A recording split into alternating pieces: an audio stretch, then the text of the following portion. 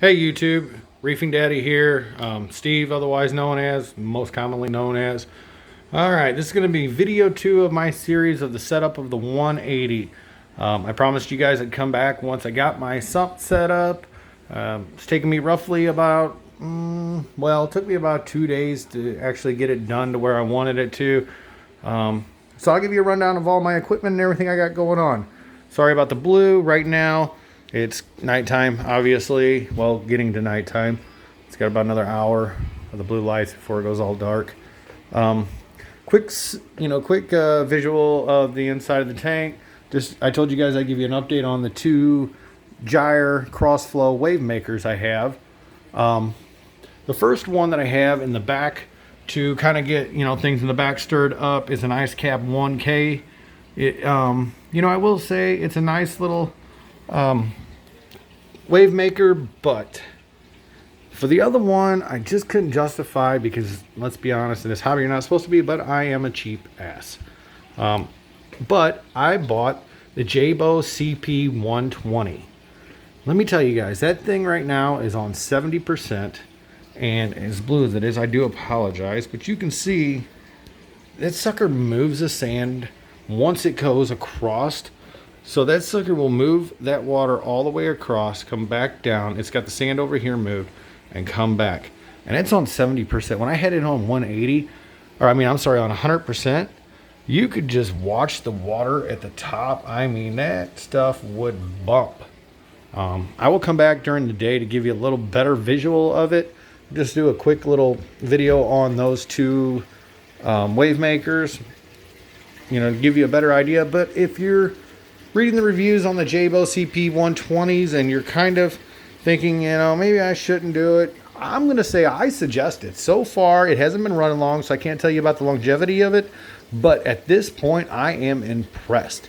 It moves some water, and it's an even distribution of water. It's not like your normal power heads like I have in my JBJ 28 Nano. I bought the Coriolis, or however you pronounce them.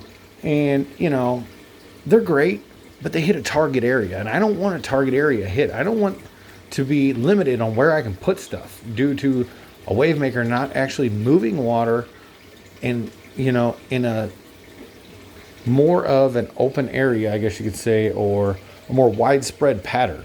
So that was my thought on that. I want to move the water, but I want to be able to use my tank. Okay. Quick rundown, I bought for my overflow systems back behind my weirs, I bought the Aqueon Mega Flows. You know what? It's a Durso setup. This is my first attempt to a drilled tank. So like I said, you guys are here to learn from my mistakes. Maybe make a better decision along the road than I made. I definitely won't say take my advice, because like I've said, I've had a self-contained units that, everything was built in. So this is a first for me. And so it's going to be trial and error, and I'm going to do my best to preserve the life that comes with having a reef tank at home and the beauty of it. And by no means am I out to hurt any kind of coral or fish. So anything I suggest to you, do your research. Don't take my advice alone, obviously. You have to ignore the protein skimmer. I have a Octo coming for it via mail or UPS or however it decides to get here. But, all right, so quick rundown of my system down here. All right, so with the Durso setup, I will say that you guys are going to have to, you might not, depends on your flow. But for me, when my Durso Drain down, I had it coming just below the water level. I tried all the way down at the bottom. I tried everything. And that water was so turbulent. It was like boiling water. It was like, just insanity, man. Like, you could hear it up top. It was gurgling. It was burping. It was acting, just plain ignorant. And I couldn't stand it. And I said, man, I can't do this. I'm going to have so much evaporation, but I'm going to have salt creep everywhere. I have to figure out something.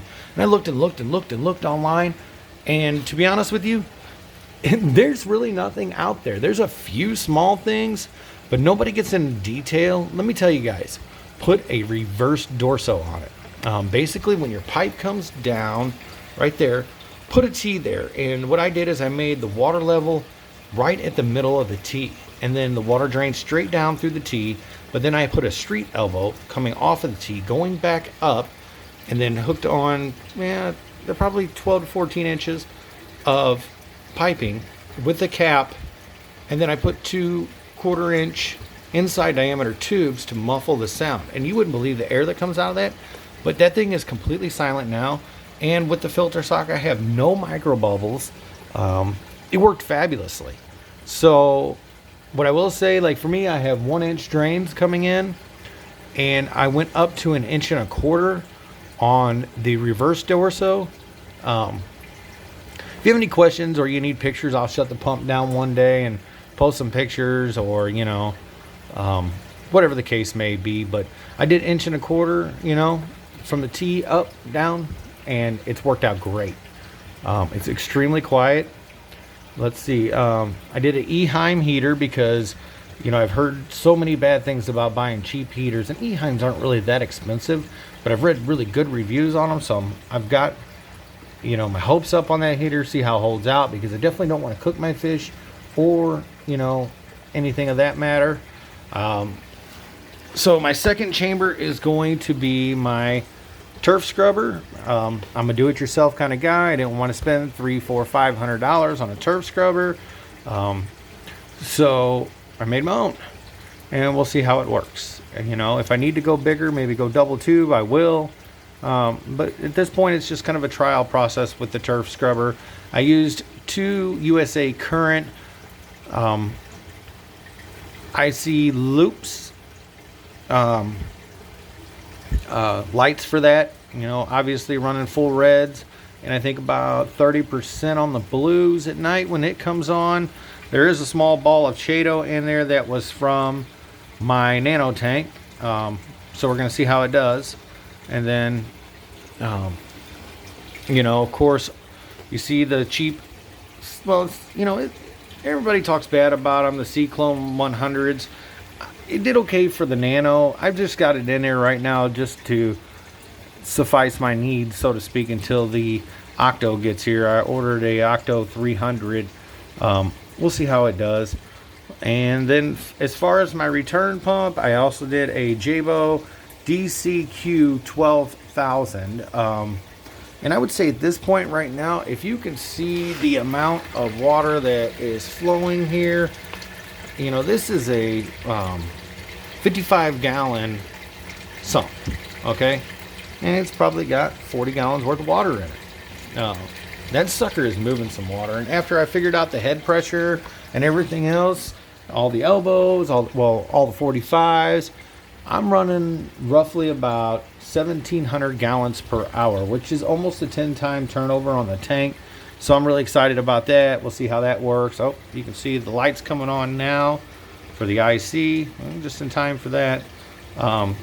It does ramp up and ramp down.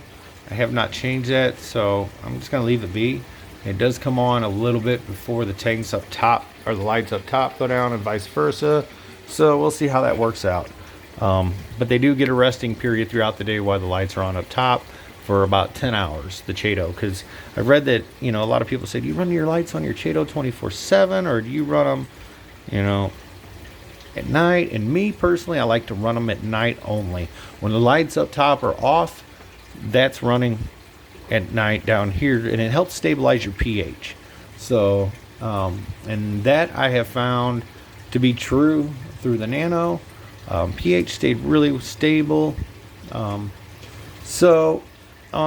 than that, really, got the auto top off system. I just used a cheap little clear container from the local store. It's about 8 gallons, and you can see in the last 24 hours it's taken about a 1/2 inch of water, about 1/4 of a gallon. So we're doing good on evap so far.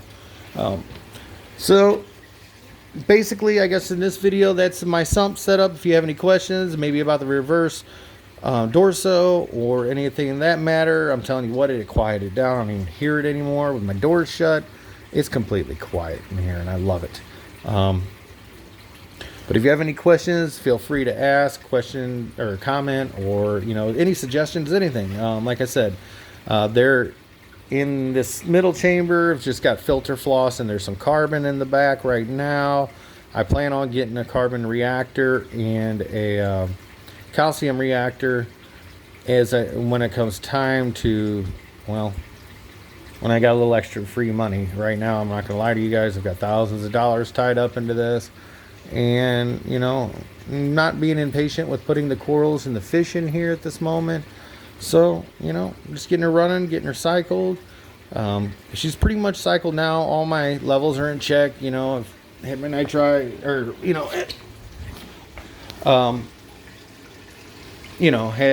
checked my nitrites, my nitrates, my phosphates, my salinities at 1.026, which I can also suggest if you guys are going to really get into the hobby and you want to have your salinity right, you know, at the very least, buy a refractometer. Don't buy one of those cheap little plastic bobber looking salinity meters. Because I tell you what, I used one of those, and it was telling me my tank was at 1.026, and I bought a refractometer just to be sure, because I want to do shit right. And you know what? When I use a refractometer, and even after calibrating it, you know, because I thought maybe this thing's messed up, it read 1.024. I said, okay. So I calibrated it 1.024. So I wouldn't even known using a little cheap bobber thing that I was, 2 points below what my ideal salinity level should be at. I would love to get an Apex system, but right now we're working on, getting the good protein skimmers, getting the reactors, and then we'll move up to the Apex, when things get a little bit better. The other thing I could tell you guys that I know that you should do, and this is from experience from the little one, which the little one is actually in there now. If you can see it, it's in the laundry room. You gotta ignore that. My kid kind of tried to do laundry tonight, didn't work out real well. But that tank in there right now is just housing, all my corals and verts and my fish at the moment.